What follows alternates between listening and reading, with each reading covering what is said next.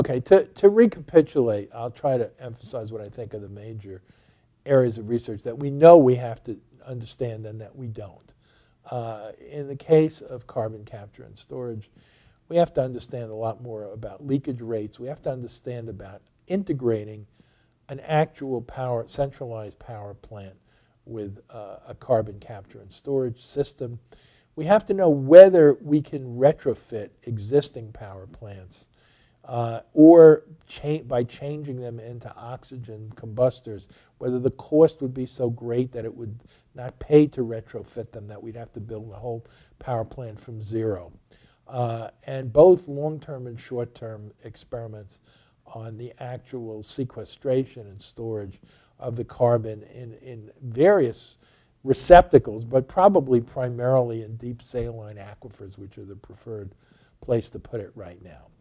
In nuclear power, I think, my opinion, Marty Hoffert's take, I think we should forget about U-235 light water reactors. I know it's most of the reactors that we built and we're planning to build.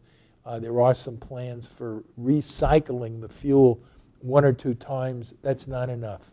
We're going to use up all of our uranium resources in 6 to 35 years if we try to generate 10 thermal terawatts with light water reactors. We need another fuel cycle. My favorite is thorium, but we have to start working on that right now. We should look at alternative fuel cycles. We should look at a variety of sources of neutrons, because when you're breeding fuel, you're basically hitting the fertile fuel with neutrons, and that's creating the fissile fuel. And you can do that from within a reactor. There might be different kinds of reactors that breed the fuel and reactors that burn the fuel. There are all sorts of innovative issues about the transferring of heat from the thermal reactors to the working fluid, whatever that's going to be, including some far out concepts that I haven't even gotten into. These will already be 2 or 3 or more Manhattan projects in and of themselves. In the case of solar, I would like to see large-scale demonstrations in desert locations of terrestrial solar and resolving the major questions of photovoltaics as opposed to solar thermal power, where you heat up a working fluid and get the energy through a thermodynamic cycle. In the latter case, you have to have solar concentrators, and they're moving. You have to move mirrors, and you have to trade that off against the alternatives of not doing it. Actually, solar concentrator technology can be used either with photovoltaics at the focus or with solar working fluids at the focus. So there's a whole taxonomy of solar that you really need to characterize and be able to compare. All of these, of course, are going to need some kind of storage system to deal with the transmission and storage, and as will wind energy. And some of this is beginning to be done. There's a big project partially sponsored by Google in the Northeast United States offshore, where there are going to be power stations that are built along a spine within the continental shelf of the Atlantic Ocean that offshore wind turbines could tie into. It's unreasonable to expect all that to be done by private industry because some of the development is going to take a very long time.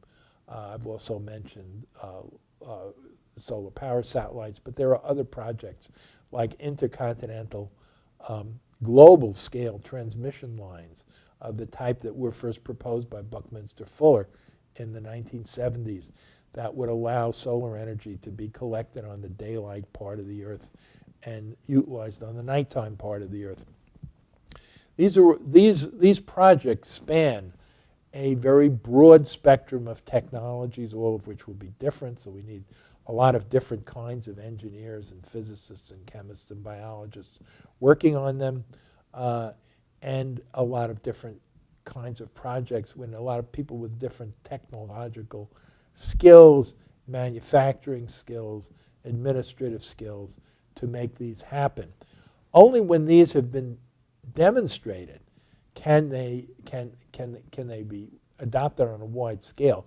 But even during the demonstration of these projects, entrepreneurial companies are going to be building them. We don't want the government to actually do the building. Just as in the Apollo program, the actual spacecraft were made by aerospace companies. They weren't made by NASA. NASA did the program management.